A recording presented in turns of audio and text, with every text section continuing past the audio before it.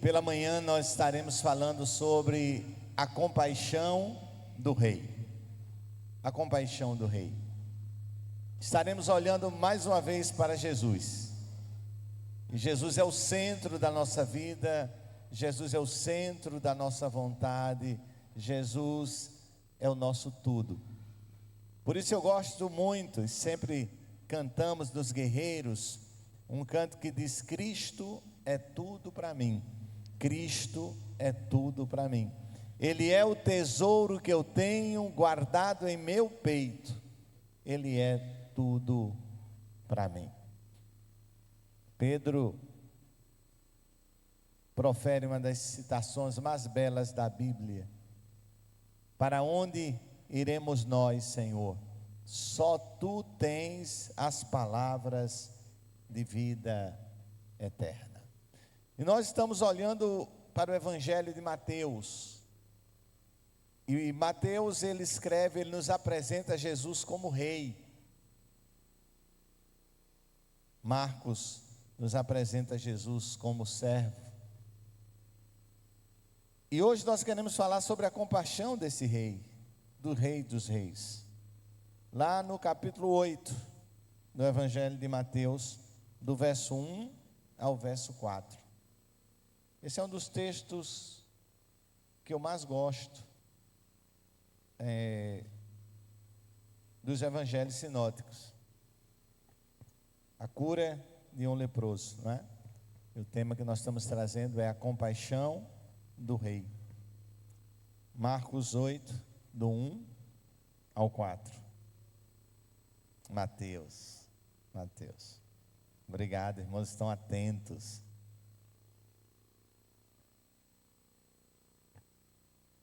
Atentemos já à primeira frase do texto, porque às vezes a gente lê e passamos despercebido em alguns detalhes que são importantes para a compreensão do texto. E o texto começa dizendo: e descendo ele do monte. Foi lá no monte que ele proferiu o sermão do monte. Nós acabamos de pregar sobre esse texto. E descendo ele do monte, seguiu uma grande multidão. E eis que veio um leproso e o adorou, dizendo: Senhor, se quiseres, podes tornar-me limpo. E Jesus, estendendo a mão, tocou, dizendo: quero ser limpo. E logo ficou purificado de sua lepra.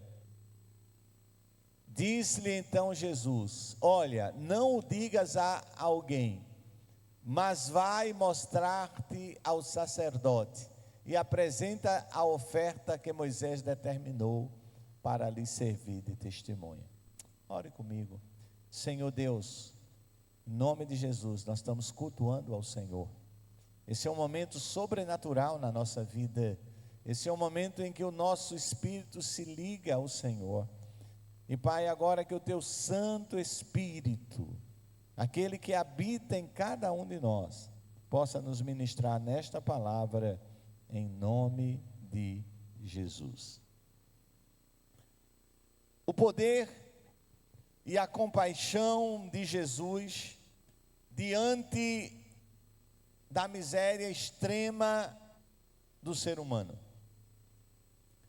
Conforme escreveu o bispo anglicano do século XIX, J.C. Ryle, depois da pregação do melhor sermão já pregado no mundo, que é o Sermão da Montanha, era necessário que Jesus fosse seguido de uma prova de que ele era filho de Deus.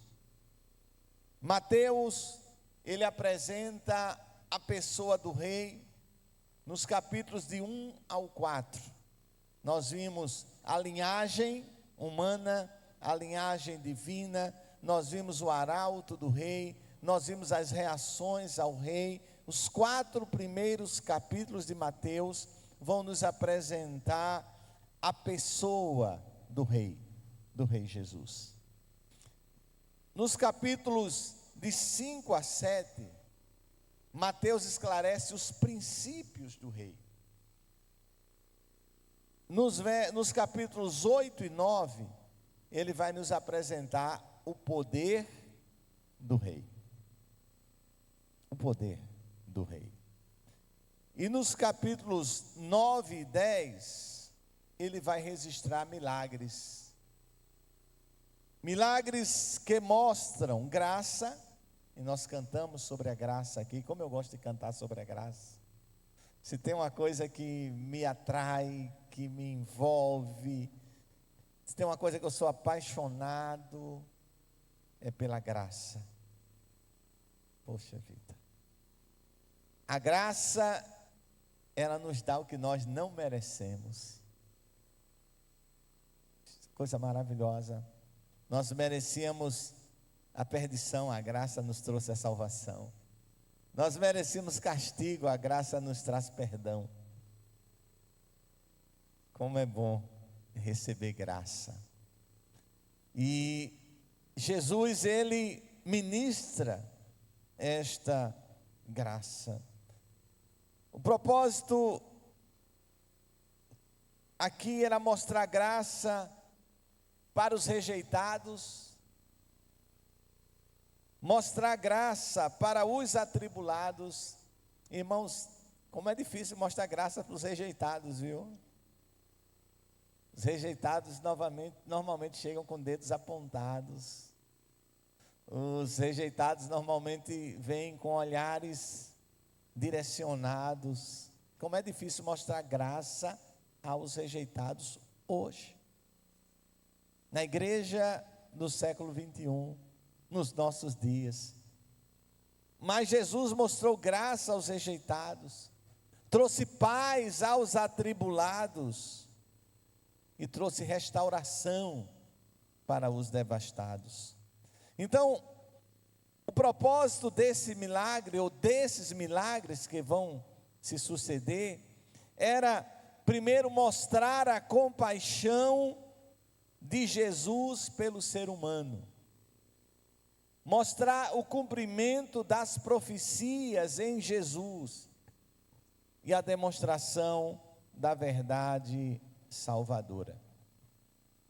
O milagre da cura do leproso, ele está registrado em Mateus, Marcos e Lucas, chamados evangelhos sinóticos. Por que sinóticos? Porque são semelhantes, embora escritos de pontos de vistas, de olhares diferentes. Mateus, ele traz a menor narrativa, e ele é o único que coloca este acontecimento após o Sermão da Montanha. Por isso é interessante quando a gente lê um texto sinótico, um texto dos evangelhos, a gente lê nos 3 evangelhos, porque às vezes um fornece um detalhe que o outro não forneceu. E qual é o detalhe que Mateus traz? Que esse encontro de Jesus com o leproso foi logo após Jesus ter descido do Sermão do Monte. E ele começa dizendo isso: quando Jesus desceu do monte. 4 verdades que eu quero trazer com os irmãos dentro desse texto. A primeira verdade trata de uma doença. O texto vai nos falar de uma doença humanamente incurável na época, no contexto. E hoje ainda há alguma dificuldade de cura, não é? O controle ele vai bem, é bem tranquilo. Mas imagina, 2.000 anos atrás, essa doença, ela foi a doença mais temida do século I, a lepra. A doença mais temida do século I. E o que ela fazia com a pessoa? Ela devastava. Ela devastava não apenas fisicamente, mas ela devastava emocionalmente. E uma devastação emocional, ela é pior do que uma devastação física. Uma devastação emocional, ela tira o ânimo.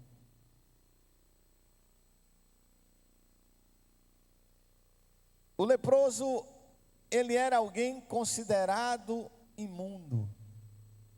Então imagine uma pessoa que é considerada por toda uma sociedade como uma pessoa imunda. Não apenas isso, mas que ninguém podia se aproximar desta pessoa. E esta pessoa, quando andava na rua, ela teria que gritar: imundo, imundo, imundo, para que as pessoas que estivessem ao alcance da sua voz se afastassem. Então imagina alguém viver dessa forma. Imagina alguém viver dessa maneira. Imagina as emoções desse homem, sem acesso à sua família. Os leprosos perdiam acesso à sua família, sem acesso a qualquer pessoa saudável, sem o direito de ser tocado. Nós vivemos a pandemia, e uma das coisas mais difíceis para todos nós foi ter que deixar de apertar a mão e de abraçar. A gente experimentou um pouquinho isso. Apertar a mão e abraçar. Como fazia falta um abraço. Quantas vezes eu já abracei pessoas que disseram para mim: tudo que eu estava precisando hoje era de um abraço.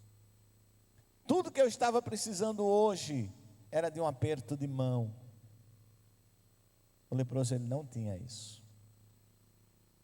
E não por um período, mas por toda a sua vida.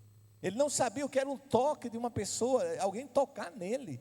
Ele não sabia o que era alguém esbarrar nele por acaso. Alguém já esbarrou em você por acaso? Há momentos que você está tão carente de um toque que uma pessoa esbarrar em você é uma coisa maravilhosa. Mas nem isso aquele homem tinha. Ninguém esbarrava nele, porque ele gritava a quilômetros de distância: imundo, imundo, imundo.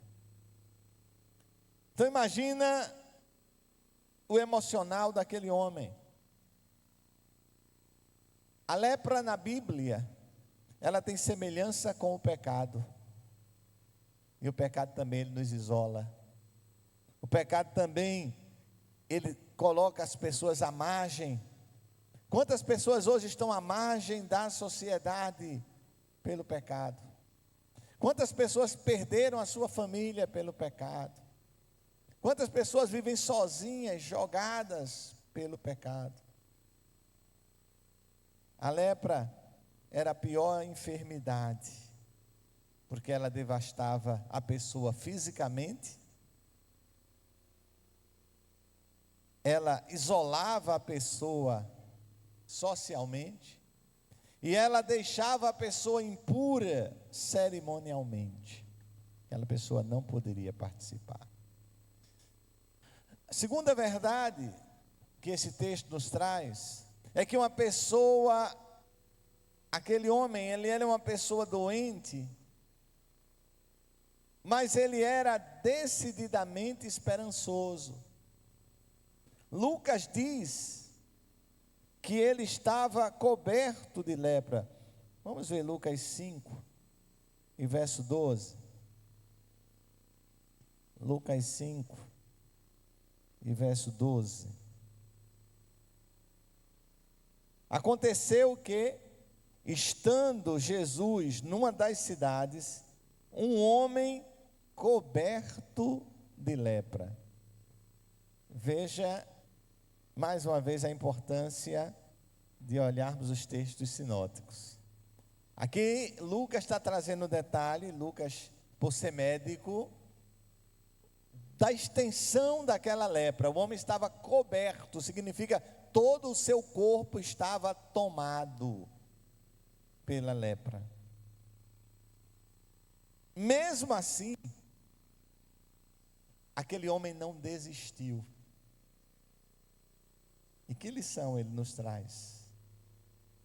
Apesar das circunstâncias, não desistir nunca.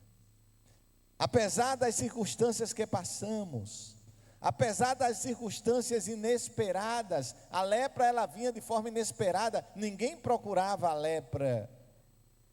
Mas apesar das circunstâncias, aquele homem, ele tinha esperança. Ele não desistiu. Pastor, por quê? Como nós podemos chegar a esta conclusão de que aquele homem não desistiu? Ele se aproxima de Jesus, mesmo impuro. Ele não podia, ele não devia, mas ele aproxima-se de Jesus. E por que aquele homem aproxima-se de Jesus?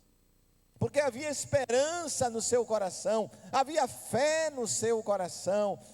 Irmãos, ainda hoje, nos aproximarmos de Jesus traz esperança ao nosso coração. Nos aproximarmos de Jesus traz ânimo para a caminhada. Quando alguém está perdendo ânimo, pode olhar que aquela pessoa está distante do Senhor, porque quando nós nos aproximamos de Jesus, ainda que você esteja desanimado, você será reanimado, porque há uma presença libertadora, porque há uma presença transformadora, porque há uma presença que faz toda a diferença. Às vezes você vem para o culto cabisbaixo, desanimado, às vezes até sem querer vir, mas está aqui, e de repente no momento de louvor, você é tocado pelo Senhor, de repente no momento da palavra você é tocado pelo Senhor, de repente olhando para algum irmão adorar. Quantas vezes eu já fui abençoado olhando para algum irmão adorar o Senhor aqui na igreja, só para olhar aquele irmão, e às vezes você está assim,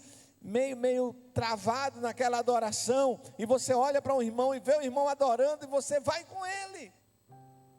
É a presença de Jesus, é a presença renovadora de Jesus, é a presença transformadora de Jesus. Ela faz toda a diferença. É essa presença que precisa estar na nossa vida, é essa presença que precisa estar na nossa casa, é essa presença que precisa nos acompanhar nesse mundo mau, nesse mundo cruel, nesse mundo sem esperança. Precisamos olhar para o autor e consumador da nossa fé. Precisamos olhar para Jesus, aquele homem com o corpo coberto de lepra, aquele homem declarado imundo por uma sociedade, aquele homem que ninguém olhava para ele olhou para Jesus, e não apenas olhou, mas ele decidiu ir falar com Jesus.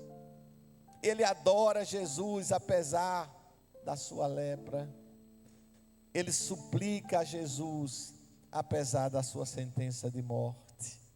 Senhor, se quiseres, se quiser, pode me purificar. Meu irmão, que expressão tão simples, mas tão poderosa, que mudou a vida daquele homem. E a nossa vida também é mudada por expressões simples. A nossa vida também é mudada quando nós dizemos sim para o Senhor, quando nós dizemos sim, Jesus, eu quero me entregar ao Senhor, eu quero viver a comunhão com o Senhor. Pode alguém estar devastado pela lepra do pecado, tomado, apontado, alguém que as pessoas digam, aquele não tem jeito, aquela ali não tem jeito. Quantas vezes eu já ouvi, pastor, aquele ali não tem jeito, desista.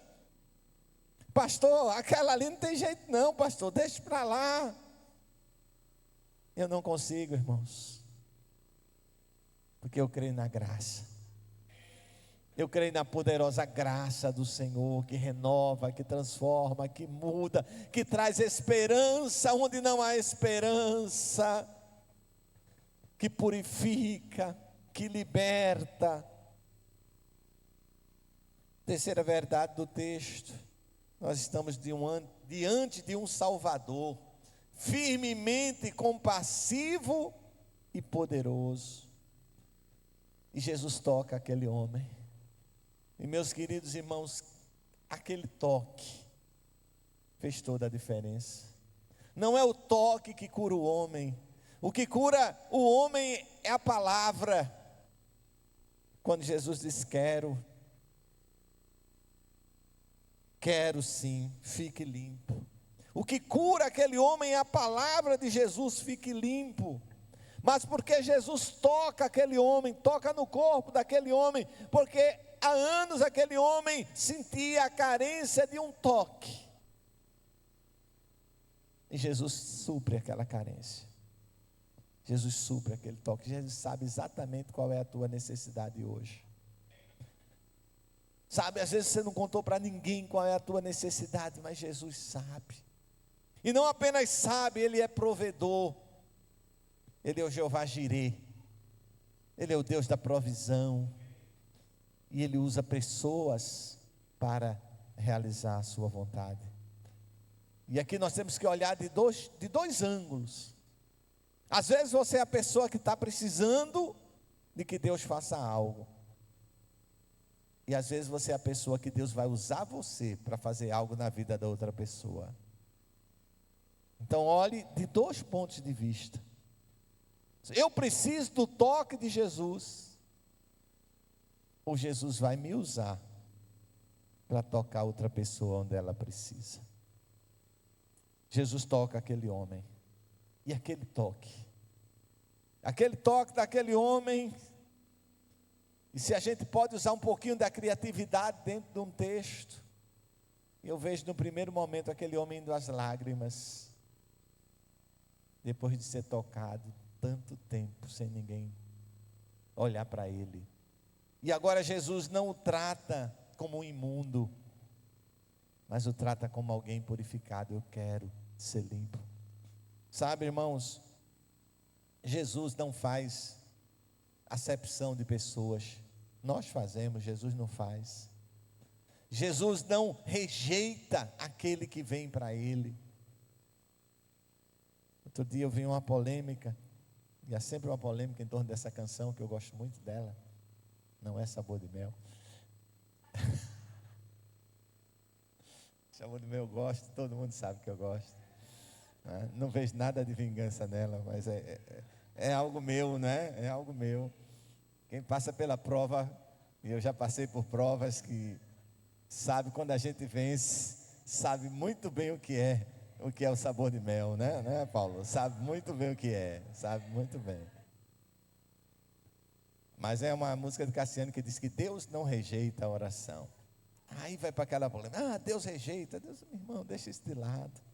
Qualquer oração invocando o Senhor, buscando a presença do Senhor, independente de quem venha, Deus vai receber. Se é no nome de Jesus, Deus vai receber. Aquele homem era imundo. Quantas pessoas tão sujas pelo pecado vêm a Jesus, e o que é que vai encontrar? Acusação? Não. Os braços abertos, dizendo: vinde a mim, todos que estão cansados e sobrecarregados, e eu vos aliviarei. Aquele que está completamente perdido, completamente dilacerado, aquele que não tem mais esperança, vindo a Jesus, tem a renovação da sua esperança. A palavra de poder, a cura imediata. E agora, aquele homem tem um testemunho. Mas Jesus dá duas ordens àquele homem. Primeira ordem que Jesus diz é: olha, você não vai contar a ninguém o que aconteceu. Eu não sei se você já lendo esse texto ficou intrigado com isso. Por que Jesus disse, não vai sair por aí contando? Primeiro, irmãos, que Jesus não gostava de publicidade. Talvez, não sei, talvez. Se Jesus estivesse pregando nos nossos dias, ele dizia: nada de divulgar no Instagram. Não digas a ninguém. Jesus não queria publicidade. Jesus não queria que as pessoas entendessem que o objetivo dele era apenas uma cura física. Até porque Jesus estava preocupado integralmente com aquele homem. E a segunda coisa, Jesus dá uma ordem positiva para que aquele homem fosse ao sacerdote, cumprir o que a lei da sua época mandava.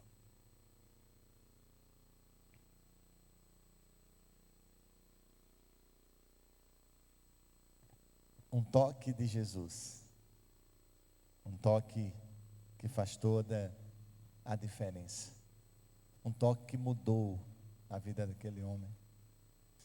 A Bíblia diz lá em Hebreus que Jesus Cristo é o mesmo ontem, hoje e eternamente.